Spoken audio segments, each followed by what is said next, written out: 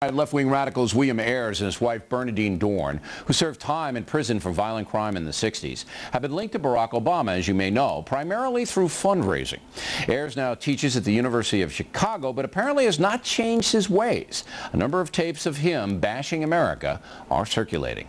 Empire resurrected and unapologetic, war without end, an undefined enemy that's supposed to be a rallying point for a new kind of energized jingoistic patriotism, unprecedented and unapologetic military expansion, white supremacy changing its form but essentially intact, attacks on women and girls, violent attacks, growing surveillance in every sphere of our lives, on and on and on, the targeting of gay and lesbian people as a kind of a scapegoating gesture to keep our minds off what's really happening. This is a time not only of great stress and oppression and authoritarianism and a kind of rising, incipient American form of fascism.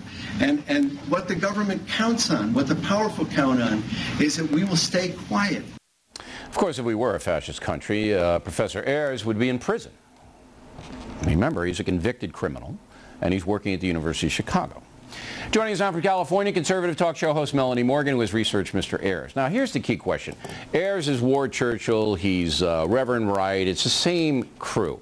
They live in a little bubble. They hate America. America's terrible, and on and on. There's nothing strange or even unusual about it. The universities are filled with these pinheads.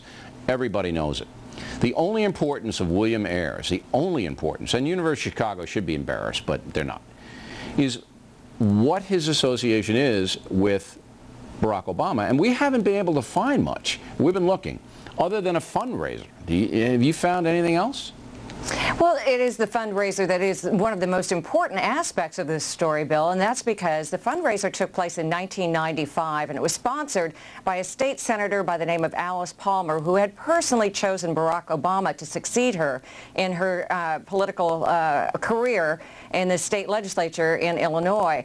They put together a fundraiser with William Ayers and Bernadine Dorn, and it was the first political event that Barack Obama ever had in a very intimate situation in left-wing progressive chic Chicago. So we understand that there has been a relationship that has continued further because there was a relationship between the Dorn's children and Ayers' children and Barack Obama's children, and they served together on a nonprofit board in Chicago. So there are connections there that everybody needs to take a look at and be very aware of, because we're trying to take a look at this man closely. He has been unvetted for the single most important position. You're talking about Barack Obama. Okay, but I also want to be fair to Barack Obama. I know a lot of people don't want me to be fair, but I'm going to be fair to the man.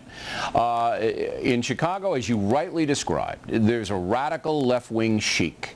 It has organized, it is very powerful and very wealthy, and it took Barack Obama under its wing, and it rose him up, and that's why he wound up in that crazy church, the Trinity Church. They put him there. Okay? Now, if you're a young guy and you don't know who Ayers is, but you're going to go to a fundraiser because they tell you to go there, and you're going to get money, and you're going to say goodbye. And then you're on a board with somebody, and do you quit the board? Me, I'd probably be more aggressive. I would. But you know, he's a young guy, Obama, and he's just starting out. And I don't know, at this point, I'm not going to hold Ayers against him. Reverend Wright, different story. I know, I'm sorry. I have to disagree with you, Bill, because William Ayers is famous and has been infamous as Bonnie and Clyde. Both he and his wife were responsible for dozens of bombings that took place in the 60s. In fact, while Senator John McCain was being tortured by the North Vietnamese, Bill Ayers and his wife were actually involved in bombing and celebrating the fact that America might lose the war. They're vile people, but do you, Melanie, you know how many people in Chicago have hung around with these people? Do you know how many people have been in their presence?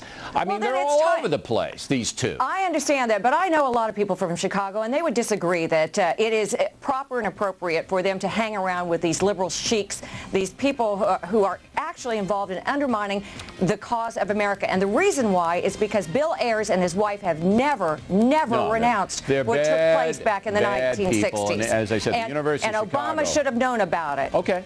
Now, we're going to continue our investigation on this, and if I ever get a chance to talk to Senator Obama, I'll ask him about it. I think it's a legitimate question, but again, I want everybody to know that right now, you know, to me, I'm cutting them a little slack on this. Could Bill, be wrong. You Bill, could be right, Melanie. I could be wrong. I'm asking you to ask him about Jody Evans of Code Pink and the bundling of $50,000 for her Believe me, organization, we're going to get anti-war. between now and November. We're going to get everything on the table, and that's what our job is.